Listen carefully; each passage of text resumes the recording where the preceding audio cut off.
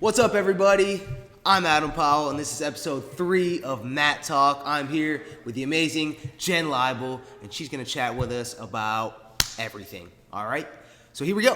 Jen, how you doing? Doing great, thanks. Good to see you. Thank you very much. Thanks for coming to our humble Matt and chatting with us. Of course. Sweet. So let's go ahead and start from almost the beginning. How did you find your way to a gym? Okay. So actually, I met Adam, owner of the gym, before the gym even existed. I was a member of a fitness, boxing, and kickboxing gym here in Cincinnati. Yeah, title boxing. Yeah. Title boxing. He was a trainer there, so started kind of taking classes from him. And then I remember we had the opportunity to start like a small group training, the advanced kickboxing classes. It was a very small group. Yep, 3 of us. So, and at first, there was nothing advanced about us, but we quickly got there, I think. Yeah. I don't know. I was hooked the first time we ever started hitting mitts, the first time we ever started doing partner work and actually getting into the real technique. I was pretty hooked from there. So then obviously when Adam moved over here and started his own gym, I, just for the record, am the longest standing student of the gym that's still a member here at the gym. Those are facts. I still remember the day you brought me beer and balloons to celebrate the opening. So yeah, Jen's been a long time student, long time friend, and it's awesome kind of having her, 'cause she's gonna give you kind of like behind the scenes on just how this all came together too. So let's go ahead and start at the very beginning. Where did you grow up? Here in the Cincinnati area. I born and raised in Cincinnati, Northern Kentucky. My parents still live in the house I grew up in, about 10 minutes. Wow, that's crazy. 10 to 15 minutes south of here, so I have not strayed very far. Okay. Hey, maybe you can give us a little bit of insight on maybe the origin or how your take on the beef between Northern Kentucky and Cincinnati. What's up with that? I honestly don't know, because I have lived on both sides of the river, and when I tell you there's legitimately no difference besides crossing over a body of water between Cincinnati and Northern Kentucky, but people are diehard. You're right. Yeah. Anybody that's from Cincinnati does not want anything to do with living in Northern Kentucky, and vice versa, and I don't know why. You have no idea? No one's giving you insight over the years? No. Like, is it kind of just like, oh, we don't mess with those people and never explain? I can't even make my own inference about it, because I truly don't. I've worked on both sides, and I don't know. Yeah? Do you have a preference though? Northern Kentucky. Northern Kentucky? Yeah. Because it just feels homier. For sure. Okay. Because like some people are, so Martin, you're from Northern Kentucky, co-producer Martin over there. Do you like Northern Kentucky better too? Yeah. Yeah, it just feels, I can see that even coming into it, it feels homier to me. Mm-hmm. Like just being over there, it just feels smaller, it feels more manageable, and that kind of way. Yeah. So, yeah, cool. And then what do you do for a living? I am actually a business owner. I own and operate an insurance agency, 2 locations and a small staff, and been doing the insurance gig for a little over 13 years, and actually 9 as a business owner. 9 as a business owner. Yeah, January will be my 10-year anniversary already. Wow. Did it go by quick? Alarmingly quick. Yeah? Yeah. What do you feel like as a business owner? What's like the biggest lesson as of late? As of late? Oh gosh. I'm always learning lessons as a business owner. That is an excellent question. I do not know how to answer it. Yeah? You Just little things every single day? You have stumped me on that one. Yeah, that would be hard for me to even answer, to be fair. Cool. So Jan has just recently started teaching classes. Not even recently. It's been like 8-9 months. It's been over a year. It's been over a year. I taught my first class in November of 2020. So really only like 3 months after the gym opened. Yeah, I started wow. teaching. That's crazy. I know. Because it feels like there was a long time between when I started the gym and you taught. Mm-hmm. You started teaching, but it wasn't actually that much time. No. So that's crazy. So give us a little insight about that. Like, what is it like being on the other side? It's a challenge. I mean, I absolutely love it. It's, to me, the most rewarding part about it is being able to watch the students progress and learn and get more technical and get better. You've got somebody who's coming in as a complete beginner, does not know the first thing, from wrapping their hands to the proper stance, anything. Right. And to be able and to may not even have had an athletic background. Right. That's an obstacle too that you have to kind of help them overcome. But just being able to watch people's progression, almost. And then, that moment that things actually start to click. Yeah. And they actually start to understand and get in the groove. And because there's just so much, there's somebody coming into the gym who has no martial arts background, no kickboxing, no boxing or anything. I mean, you literally have to start from the ground up. This is where you put your feet. This is where you put your hands. So it can be overwhelming. Yeah, it really can be. And that kind of segues into another question.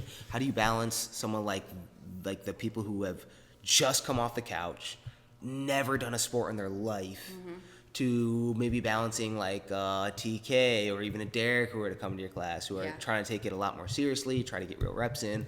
What is it like kind of balancing those two things? So, and again, that part's challenging too, but I feel like now, a year and however many months into it, I'm getting a little bit better about it. One of the best parts about this gym is how inclusive it is. Beginner friendly.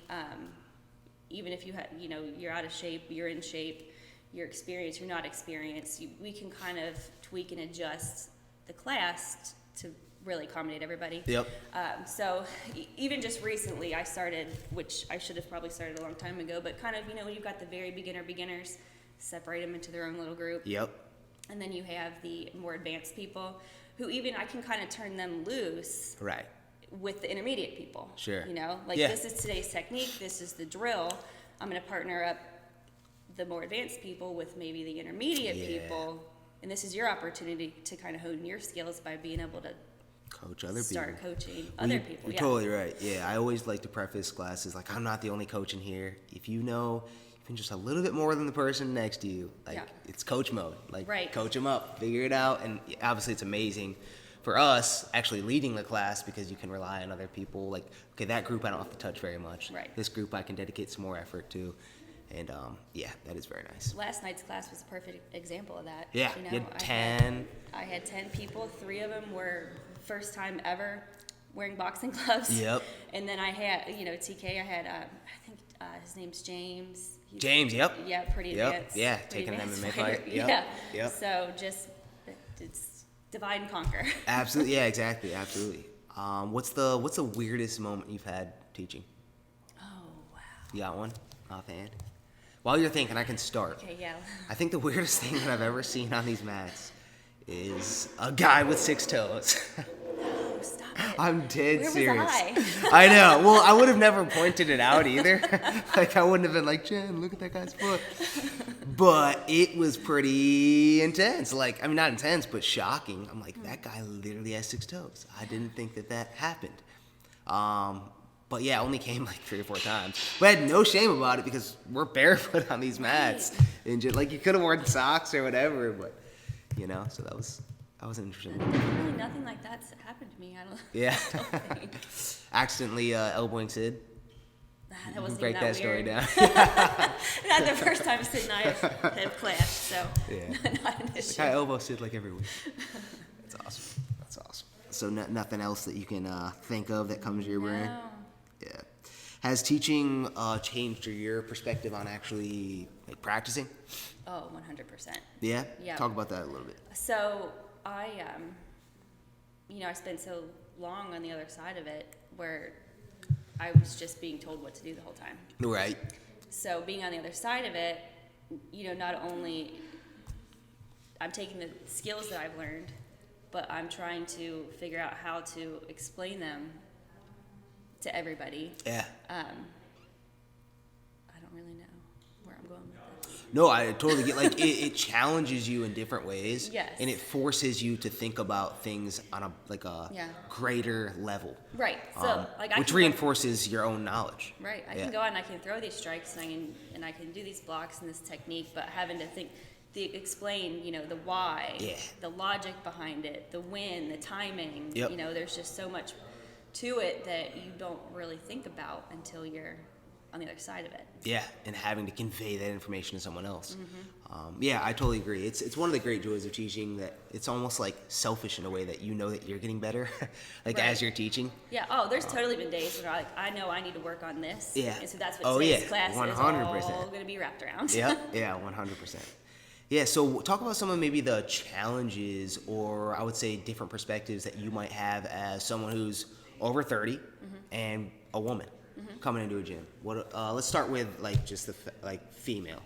Obviously, in any gym across America, you're going to be a minority. Yep. What is that like? Yeah, what is that like? Well, I mean, there are obviously challenges to overcome with that. Far outnumbered males to females to males here. And I think it takes a certain amount of confidence, I would say, to walk into a place that, you know, number one, especially even as a beginner, walk into a place where you know, you're new to the sport, you don't really know anybody. Right. And it's heavily male dominated. But what I think you get out of it is, you know, far greater, because you leave with this confidence, like, hey, I did it. Yeah. You know, there's an intimidation factor for sure. But I think it takes a special kind of person to like square up in front of another person and start throwing hands and kicks anyway. Right. But when you're a female and the person that you're across from is, you know, maybe like a 6-foot guy who outweighs you, outskills you, you know, and then you learn to kind of bow up a little At bit, least I guess. hold your own. Yeah. And also even just have the trust too. Right. Like to build the trust enough to stand in front of a guy like that and know that he's not going to try to take your head off. And Right. Yeah. I will say this gym in particular, you know, it's just so inclusive. You know, a lot of times even when I come to teaching classes, sometimes it's me, I'm the only female in the gym, and it's a class full of men. Right. Or I come to jiu-jitsu and I'm the only female on the mat. So obviously there's intimidation involved with that, but you just kind of got to push through. Yeah. You know, there's definitely been days where like we're circling up, getting ready to partner up, and of course, you know, the guys in the gym all kind of, they come here to bro out with each other. Yeah, that can You happen. know? Yeah. And nobody, you know, it's kind of like. Well, and to preface, especially jiu-jitsu, it's like we'll pair up with someone who's similar size. Right. And like sometimes You're left looking around. that's hard to see. Yeah. So you almost, you know, you got to get over that hump, and you have to sometimes insert yourself. Yeah. You know. Right. Be a little bit more assertive and make your presence known. Yeah, So, and it's almost like a humility to be assertive. Like you gotta like humble yourself and knowing that might be a disadvantage, so you gotta kind of meet it head on and. Yep. know And I that. will say I have not run into much of the mindset that because I'm a female, I'm somehow lesser than the guys in the gym. Right. That has never happened here. You know, when you get to like, not even other MMA gyms, because it's the only one I've really ever trained at, but like even just the regular gym, Yeah. you know, the guys hog the benches, they hog the equipment, you know, things like that. Okay. That I think are common in the fitness world, but we don't run into that here, which Okay, is that's which awesome. is kind of awesome. Yeah, martial arts gyms are very unique. I think if you look around a martial arts gym generally, you will see not only males and females. Definitely, there's gonna be more males, but I'm really proud of just like the diversity that we have on the mats. Like as far as race goes, economic status, like it's really a special place in that way, which I think just breeds an inclusiveness because not everyone looks the same, Right. trains the same, comes from the same background. Right. So, go ahead. I was gonna say sometimes like the biggest challenge I have here being a female is my hair getting in the way during jujitsu. I gotta Yep. keep fixing the Oh, yeah. fixing the bun. I mean that truly is the biggest challenge, which is awesome. That's not too. If that's the only problem, you can deal with that. How about age? Do you have even just like a thought about maybe you're a little too old to start training? Like would you ever maybe give someone that advice, or how would you approach someone who's, you know, getting to from what the world would think as an older age to start something new Right. like this? What would be your advice to people? Well, I will say I'm probably like at least 10, maybe 12 to 15 years older than almost everyone else that trains here. I would say the average age, maybe. Well, I don't know. The average age, I would say maybe it's like 25-ish. 35. Yeah. So So, yeah. 10 years older. And 10 years wiser too. 10 years wiser. By the And also, way. I want to preface it that I think this gym is a little younger than Yes. even most gyms because we're so close to UC. A lot of students. Yeah, and we kind of have a competition drive, so that kind of pushes it a little younger as well. Yeah. But yeah, go ahead and carry on. Well, I'm fortunate in that I really don't think that the age gap really has slowed me down much. I mean, I try to stay in pretty good shape take care of myself, things like that. So, but I don't think that should be an intimidation factor either. If you are a little bit older, again, maybe just start, even if you're fit, you're not fit. I mean, there's ways that you can adapt each class, to make it work for you. Now, you might leave here with a little bit of knee pain, a little bit of back pain. If we're doing any kind of clinch work, my neck might be sore for a few days. But, push on through. I don't think it should ever, stop anybody. Stop you. And it maybe shouldn't stop you from at least giving it a whirl. For sure. Seeing how your body holds up and obviously easing into things, not trying to go, 5-minute rounds of sparring like your first week. Right. But seeing how your body adjusts and allowing your body to adapt, I think is really smart too. Mm-hmm. Like I remember even when I started coaching wrestling, I'd take some time off the mats. When I came back, like I had a new body that I was working with from being 18 to even like 23. Mm-hmm. It's like, I got to stretch more. I got to ease myself into it a little bit more. And I think that's just part of, if you got to go home and continuing to do it. Pop some Aleve, by all means. Okay, cool. So, how was cornering Dereck's fight? What was that experience like for you? That was honestly an awesome experience for me. 5-10 years ago, I just never imagined that I would ever be in that position. Yeah. And what was really cool about it being Dereck was I remember when Dereck first started. I remember Dereck's first sparring session. Yeah. I was here for his first sparring, probably like the second or third person he ever sparred with. Wow. And just being able to, watching his progression was awesome as well, by the way. So props to you, Dereck. But, and again, I was the only, I think, female corner. The only female anything. That's cool, yeah. In the back, which was neat. And again, it was like, I notice it, but it doesn't bother me,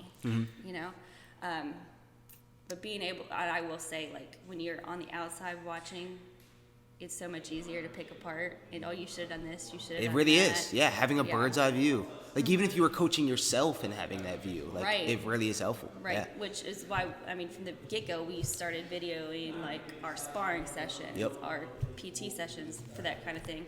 But it was an awesome experience, getting to be there, be involved with it, back in the back, wrapping hands and helping them get warmed up. And yeah, it's fun time. Well, Jen, we're running out of time here, so Martin whipped up some quick shots for us. This is where I ask you a this or that, and you give me the quick answer, all right? So we'll wrap up here. Thanks for your time. Really do appreciate it. Yeah, absolutely. Awesome to have at the gym. So let's finish it off. Ready? Yeah. 3, 2, coffee or tea? Tea. Real estate or stocks? Real estate. Punching or kicking? Kicking. Sweeps or takedowns? Sweeps. Movies or shows? Shows. Hot dogs or hamburgers? Ooh, hot dogs. Favorite fighter? Wonderboy Thompson. I knew that. Orthodox or southpaw? Orthodox. Light and technical sparring or competitive sparring? Light and technical. Yep. And favorite kick to end us off? Question mark. What? You have a question? Question mark. Just joking. Bad joke to end there. All right. Thanks, Jen. Really appreciate it. We're out, everybody. See ya.